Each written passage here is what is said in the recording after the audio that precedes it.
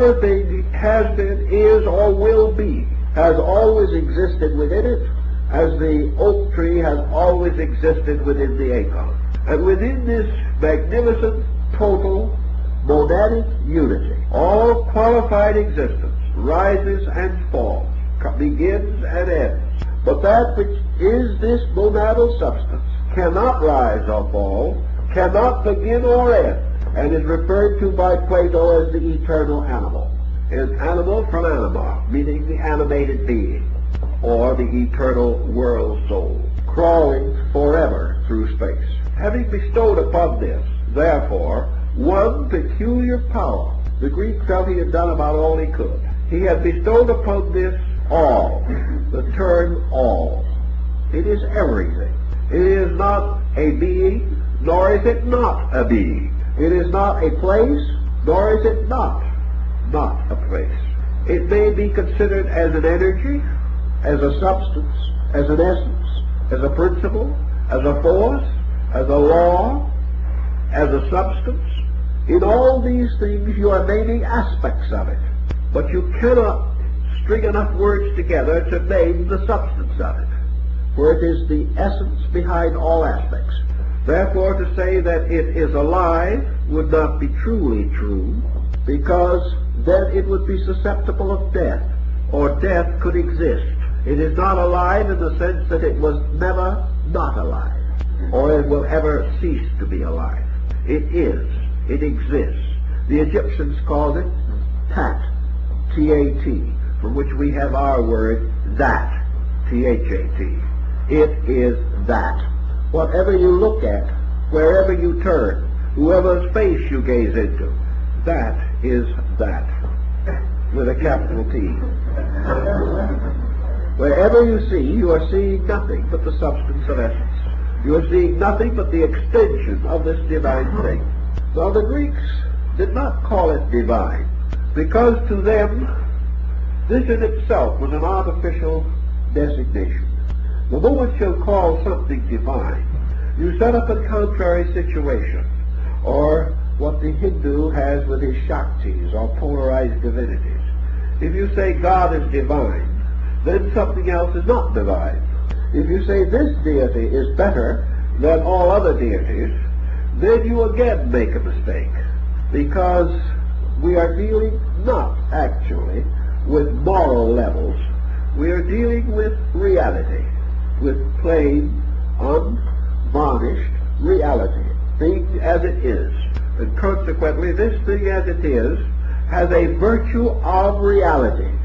And the virtue of reality is greater than the virtues of right or the vices of wrong. Things may be right or wrong, but reality is.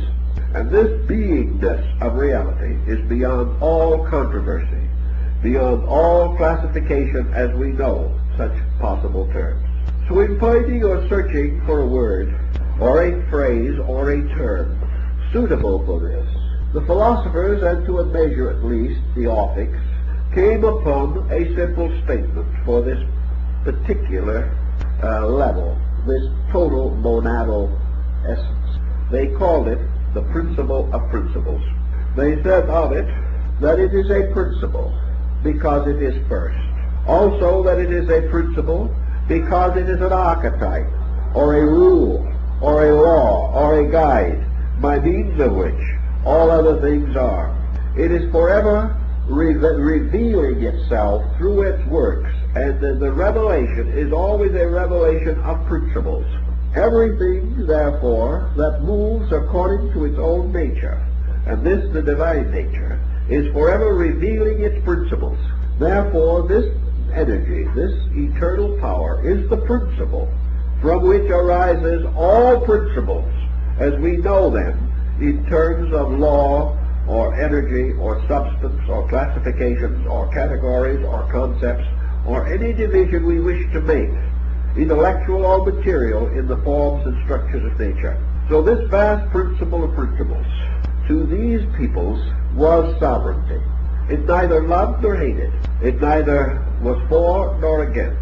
It existed forever in its own nature, forever fulfilling its own nature. And therefore everything which it did of itself and by itself and because of the principle of principles by which it operated.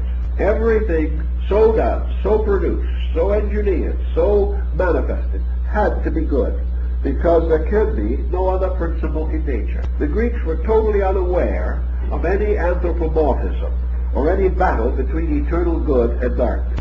Their principles of evil, so-called, or their evil beings, were simply passing chimera, little incidents that arose in the tyrannies of men, or in the peculiar testings of providence. They had no major principle that could stand against the principle of good.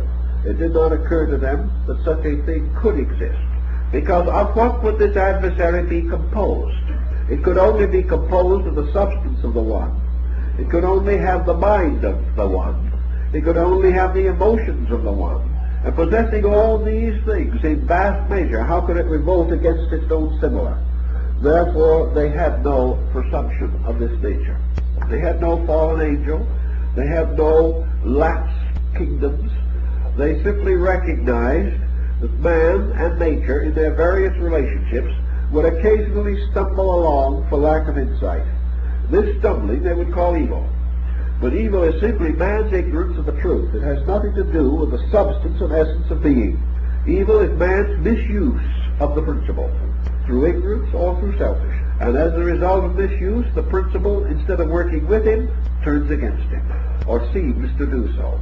It does not move at all. He has turned against it by the misuse of its principles. This results in the good appearing to be bad. But as soon as the wayward one has corrected himself and gone back in line, the bad then appears to be good again. These things are forever moving and changing. So we have at the beginning this eternal monad.